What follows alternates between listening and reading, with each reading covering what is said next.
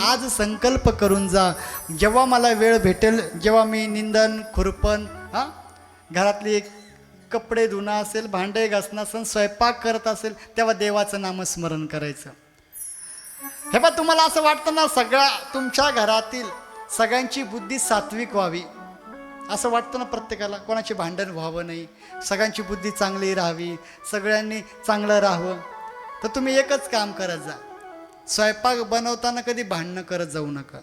स्वयंपाक करत असताना मस्त भाजी चिरताना, स्वयंपाक करताना, पोळ्या लाटताना म्हणा ना देवाचं नामस्मरण, श्री कृष्ण गोविंद हरे मुरारे, हे नाथ नारायण वासुदेव, हे नाथ नारायण वासुदेव, हे नाथ नारायण वासुदेव.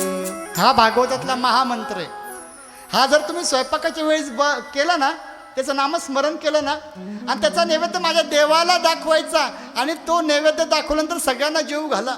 तुमच्या घरातल्या लोकांची जे अन्न खातील त्यांची बुद्धी एवढी सात्विक होईल, एवढी सात्विक होईल, जसं गोकुळामध्ये सगळं प्रेमानं राहतात ना, तसं तुमच्या घरातलं वातावरण होईल.